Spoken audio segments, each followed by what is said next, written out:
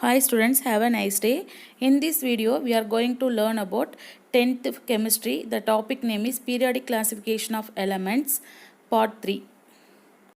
Now we are going to learn about extractive metallurgy of iron. Iron is the second most abundant metal available next to aluminium. It occurs in nature as oxides, sulfides and carbonates. The ores of iron are follows: hamadite, magnetite, iron pyrite. Iron is chiefly extracted from hamadite ore. Smelting process of iron in blast furnace. The charge consisting of roasted ore, coke and limestone in the ratio 8:4:1 is melted in a blast furnace by introducing it through the cup and cone arrangement at the top. There are three important regions in the furnace. First one, lower region, middle region and upper region. The lower region temperature 1500 degrees Celsius. In this region, coke burns with oxygen to form carbon dioxide when the charge comes in contact with a hot blast of air. Middle region, the temperature prevails at 1000 degrees Celsius. In this region, carbon dioxide reduced to carbon monoxide. And third one, upper region, the temperature prevails at 400 degrees Celsius. In this region, carbon monoxide reduces ferric oxide to form a fairly pure spongy iron. Limestone decomposes to form calcium oxide and carbon dioxide. Flux is added with gangue particles to form a slag. Next one, the molten iron is collected at the bottom of the furnace after removing the slag. The iron thus formed is called pig iron. It is remelted and cast into different molds. This iron is called as cast iron. Next we move to physical properties of iron. It is a lustrous metal. Gray is white in color. And second one, it has a high density, malleability and ductility. And third one, it can be magnetized. Next, chemical properties of iron. First, chemical reaction. Reaction with air or oxygen. Only on heating in air, iron forms magnetic oxide. For example, iron is reacted with oxygen to form iron oxide. The color of iron oxide is black in color. Iron is reacted with moist air. When iron is exposed to moist air, it forms a layer of brown hydrated ferric oxide on its surface.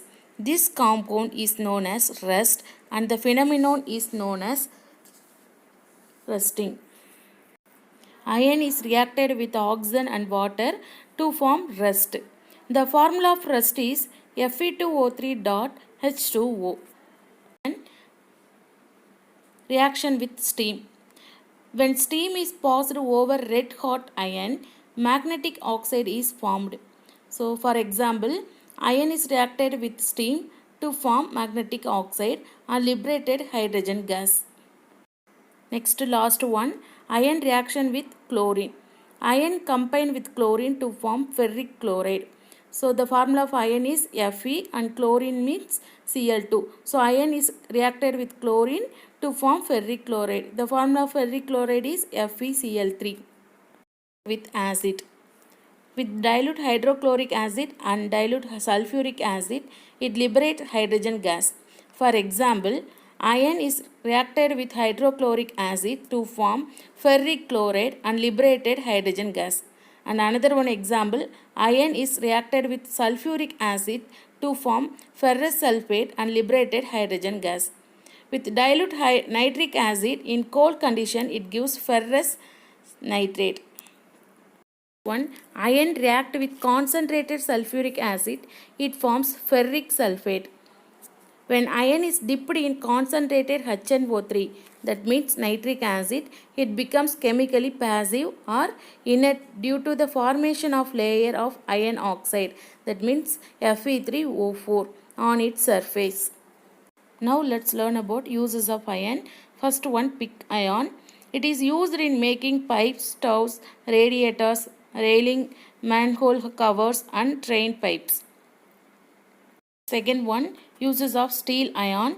It is used in the construction of buildings, machinery, transmission cables and TV towers and in making alloys. And third one, uses of wrought iron. It is used in making springs, anchors, used to hold a ship in place and electromagnet. Next, let's learn about what is meant by alloys. Alloys are either solid solution made up of two or more metals or contain metals mixed with non-metals.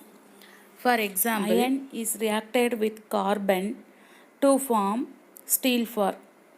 That means alloys. Iron is a metal and carbon is a non-metal and steel means alloys. So iron is reacted with carbon to form steel. So metal is reacted with non-metal to form alloys. There are two types of alloys. First one, ferrous alloys. That means it contains major component of ions. A few examples of ferrous alloys are stainless steel, nickel steel and etc. Non-ferrous alloys means these alloys do not contain iron as a major component. For example, aluminium alloy and copper alloy. Next one, what is meant by amalgam? An amalgam is an alloy of mercury with one or more metals.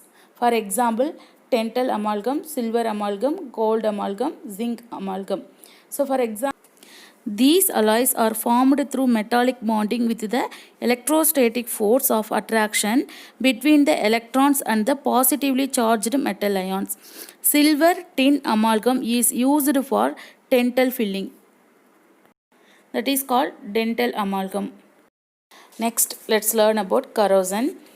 It is the gradual destruction of metals by chemical or electrochemical reaction with the environment. It is a natural process which converts a metal into its oxide, hydroxide or sulfide so that it loses its metallic characteristics. Rust is chemically known as hydrated ferric oxide. That's formula Fe2O3.H2O. Next we move to types of corrosion. There are two types of corrosion. First one, dry corrosion and another one, wet corrosion. The corrosive action in the absence of moisture is called dry corrosion. The corrosive action in the presence of moisture is called wet corrosion. Next we move to methods of preventing corrosion. So there are two types of method is used. First one, alloying and second one, surface coating.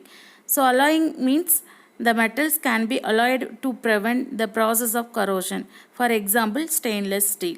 And surface coating means it involves application of a protective coating over the metal. It is of the following types. First one, galvanization, electroplating, anodizing, cathodic production.